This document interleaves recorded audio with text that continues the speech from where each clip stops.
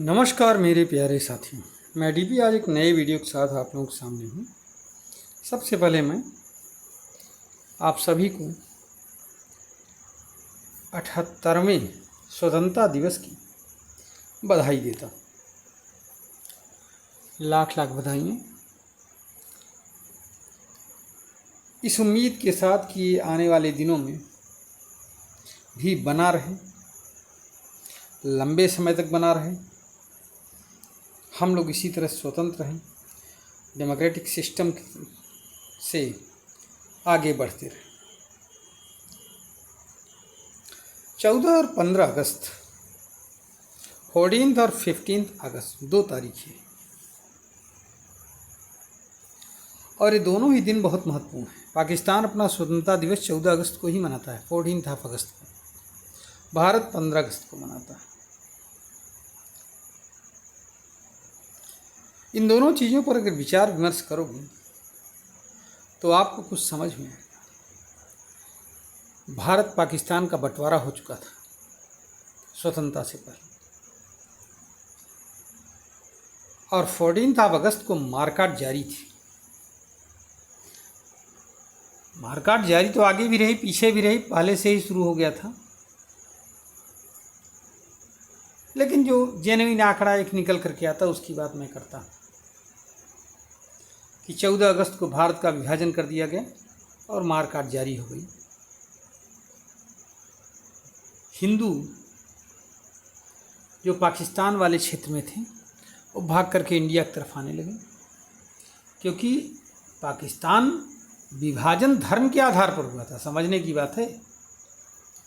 लेकिन एक उसमें से बना मुस्लिम स्टेट जो कि धर्म के आधार पर था, और दूसरा बना भारत जो कि धर्मनिरपेक्ष था।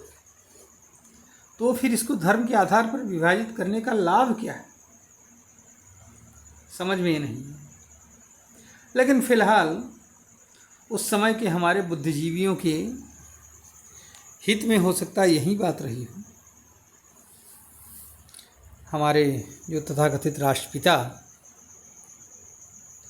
हाँ तथाकथित इसलिए क्योंकि अभी राइट टू इन्फॉर्मेशन के तहत ये पता लगा कि भाई राष्ट्रपिता नहीं है फिलहाल। तो हमारे गांधी जी, उन्होंने कैसे मानी थी, क्या मानी थी, जबकि वो बार बार कहते थे कि देश का विभाजन तो हमारी लाश पर होगा, लेकिन खासियत है वो नहीं गए कहीं भी और देश विभाजित हो गए। 1 करोड़ लोग मारे गए थे विभाजन में, आंकड़े बताते हैं, लेकिन स्वीकृत आंकड़ा 5 लाख का ही है। इसमें बहुसंख्यक हिंदू आबादी।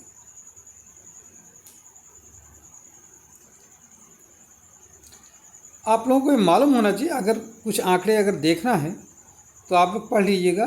इस संडे को कितनी तारीख थी? 14, 13, 12। तो 12 को आपने देखा हो दैनिक जागरण में निकला हुआ है। दैनिक जागरण का जो रविवासरी अंक आया है उसमें निकला हुआ है कुछ आंकड़ा, आप लोग देखिएगा। मैं ज़्यादा इस पर नहीं बात करूँगा क्योंकि वो फिर कंट्रोवर्शियल हो जाएगा मैटर। अब देश का विभाजन जब हुआ तो सबसे पहले विभाजन की बात किसने की थी, पाकिस्तान की बात किसने की थी? तो 1930 में इकबाल साहब ने किया था, मोहम्मद इकबाल। ये वही इकबाल हैं जिनका तराना हम लोग गाते हैं, बड़े प्रेम से गाते हैं, सारे जहां से अच्छा हिंदुस्तान हमारा। और इसको लिखने के बाद में उन्होंने धीरे से 1930 में मुस्लिम लीग के अधिवेशन में प्रेसिडेंशियल भाषण में, उस समय प्रेसिडेंट रहा करते थे, विभाजन की बात रखती, पाकिस्तान बनाने की बात रखती। 1940 में लाहौर अधिवेशन में इस रेजोल्यूशन को बाकायदे मुस्लिम लीग ने पास कर दिया। बाकायदे रेजोल्यूशन रखा, अभी तक विचार रखा गया था, अब रेजोल्यूशन रखा गया और वो पास भी हुई। अच्छा, ब्रिटेन की हालत क्या? सेकेंड वर्ल्ड वार हारा हुआ था, सेकेंड वर्ल्ड वार हारा हुआ था। माउंटबेटन आया, उसके पास जून 1948 तक का समय था, ब्रिटेन ने दिया था, लेकिन वो भी इतने जल्दी में देश का विभाजन कर गया जिसकी कोई हद नहीं। सन 47 में ही, एक साल पहले, 15 अगस्त 1947 को ही विभाजन कर दिया। और एक धर्मनिरपेक्ष राज्य आया, दूसरा मुस्लिम राष्ट्र आया। उसमें भी बड़ी बड़ी शर्तें थी। मसलन दो तरफ से था ना पाकिस्तान, बांग्लादेश में भी था और पाकिस्तान में था ही, ईस्ट और वेस्ट पाकिस्तान था। अच्छा, इस विभाजन में सबसे महत्वपूर्ण भूमिका निभाई थी किसने? रेडक्लिफ ने। क्या? Radcliffe, Cyril Radcliffe, CYRILL, Cyril Radcliffe. इन्होंने नक्शे पर ही देश को विभाजित कर दिया। आपको मालूम होना चाहिए कि रेडक्लिफ साहब ने जो देश को बांटा था, भारत को, इन्होंने इससे पहले न भारत में कभी इन्होंने कदम रखा था और न कभी वो जानते थे भारत के विषय में ज़्यादा। लेकिन उन्होंने नक्शा लेकर के एक पेंसिल से खींच दिया, एक लाइन, कहा यहीं सब लोग विभाजन कर लो, और विभाजित हो गया देश।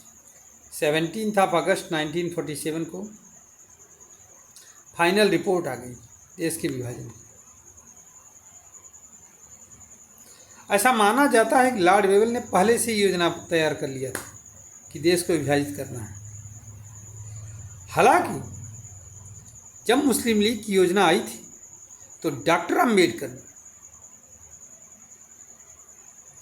एक लाइन खींचा था, प्रॉपर 400 पेज का एक लेटर लिखा था, एक निबंध लिखा था, एक आर्टिकल लिखा था, एक किताब लिख दिया। ठीक है, थॉट्स ऑन पाकिस्तान पर।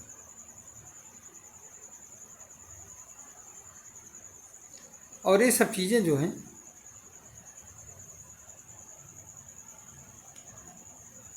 उसमें, इस अपने थॉट्स ऑन पाकिस्तान में डॉक्टर अम्बेडकर ने बताया था कि कहाँ कहाँ से विभाजन किया जा सकता है, हमारे लिए हितकर होगा।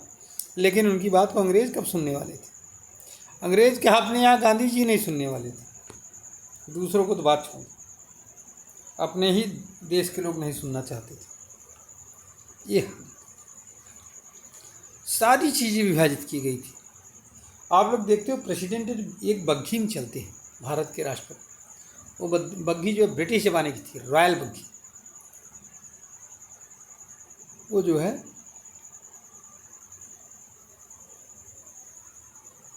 वो बग्घी जिस पर राष्ट्रपति चलते हैं, वो बग्घी टास्क के द्वारा जीती गई थी। विभाजन के समय एक ऐसा माइंड सेटअप था कि एक एक चीज़, एक एक लोटा चम्मच तक गिन डाला था ऑफिसेस में लोगों ने, दोनों पक्ष के लोगों ने। ये था विभाजन के विभेद का। अब ये है कि देश स्वतंत्र हो गया और अभी तक हम समझ नहीं पा रहे हैं कि किस टाइप की स्वतंत्रता है हमारे पास। ठीक है, तो अब जो है, ठीक, रेड क्लिफ लाइन को, अच्छा, रेड क्लिफ लाइन की लंबाई कितनी है? 3323 किलोमीटर है इंडिया पाकिस्तान बॉर्डर पर इसमें, समझ रहे हैं। 17 अगस्त 1947 को जो है फाइनल रिपोर्ट प्रकाशित हो गई थी भारत के विभाजन की, रेड क्लिफ वाली। ये अभी पीछे बताया भी उन्होंने। तो ये कुछ कहानियाँ हैं, ये कुछ फैक्ट्स हैं विभाजन की। अब यह विभाजन सही था, गलत था, कैसा था, ये तो अब गहन शोध का विषय है।